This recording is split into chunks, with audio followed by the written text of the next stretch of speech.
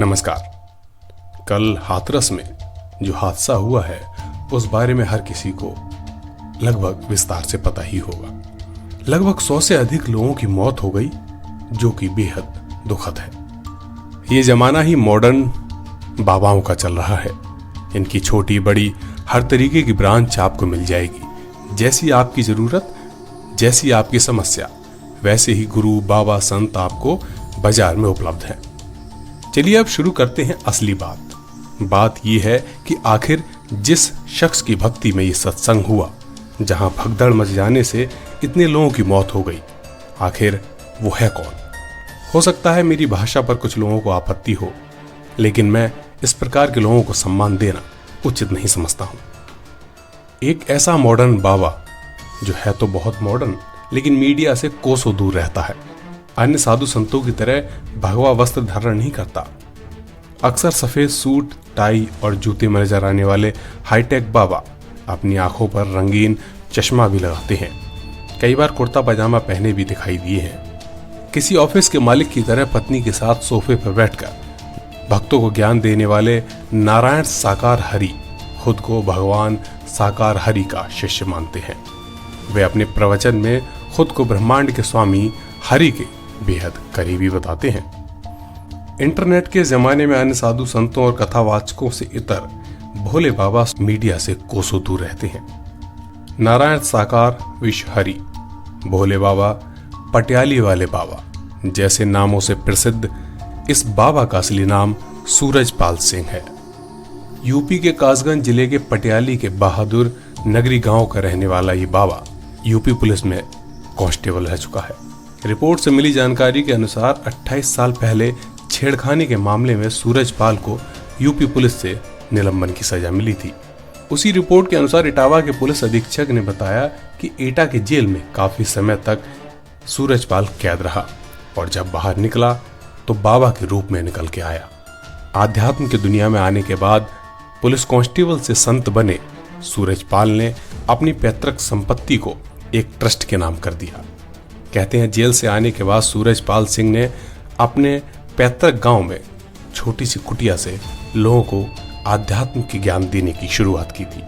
उस आध्यात्म ज्ञान की लोगों के दिमाग पर ऐसा असर किया कि लोग धीरे धीरे सूरजपाल से जुड़ना शुरू हो गए और लोग इस तादाद में जुड़ते चले गए कि सूरजपाल नारायण साकार हरि बाबा के नाम से प्रख्यात हो गए।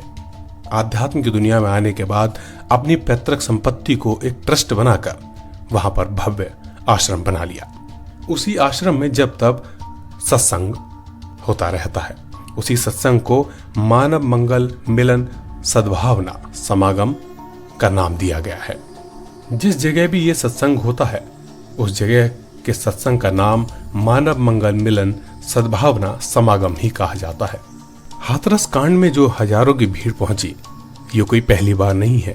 हर सत्संग में हजारों की तादाद में लोगों का होना आम बात है, क्योंकि ये आंकड़ा कभी कभी लाखों में भी पहुंच जाता है।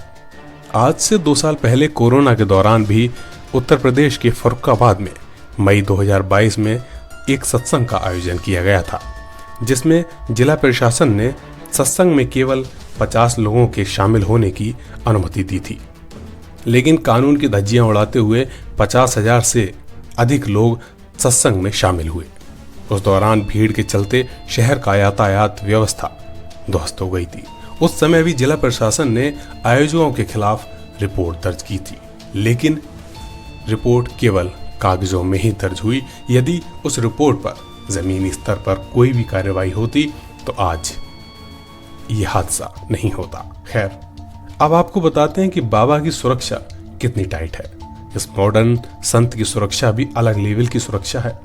सुरक्षा में महिला और पुरुष गार्ड शामिल रहते हैं। इन खास सुरक्षा कर्मी या फिर जो बाबा के द्वारा दिया गया नाम है वो है नारायणी सेना। उनके आश्रम से लेकर प्रवचन स्थल तक बाबा की सेवा करती है। इन सभी का ड्रेस कोड होता है। बड़े लेवल के लोगों की काले ड्रेस और छोटे लोगों की पिंक ड्रेस होती है। इनकी खुद की पुलिस है, इनकी खुद की ट्रैफिक पुलिस है। यही सत्संग की व्यवस्था संभालते हैं, यही रोड पर ट्रैफिक पुलिस की व्यवस्था भी यही संभालते हैं। बाबा ने अपने ही सेवादारों को अपनी ही सुरक्षा में रख लिया है। इसके साथ ही जहां भी उनका सत्संग होता था उनकी सारी व्यवस्था बाबा के सेवादार ही संभालते थे। कहते हैं कि जब भोले बाबा का काफिला चलता था तो उनके निजी गार्ड कमांडो की तरह आगे चलते थे। उनकी ड्रेस भी काले रंग की होती थी और सिर पर काले रंग का साफा बांधते थे। बाबा के लिए मंच तक जाने के लिए अलग से रास्ता बनाया जाता था जहां कोई नहीं जा सकता था। आखिर हमारा समाज किस रास्ते पर है? इन बाबाओं के चक्कर में ये भोले भाले लोग क्यों पड़ते हैं? ये अज्ञानता के अलावा कुछ नहीं है। यूपी पुलिस के कांस्टेबल से लेकर एक नारायण साकारवे शहरी तक का सफर सूरजपाल सिंह ने कैसे तय किया, ये हमने एक छोटी सी वीडियो के माध्यम से आपको बताया है। इसी के साथ इस वीडियो को यहीं समाप्त करते हैं, फिर आएंगे एक नई वीडियो के साथ।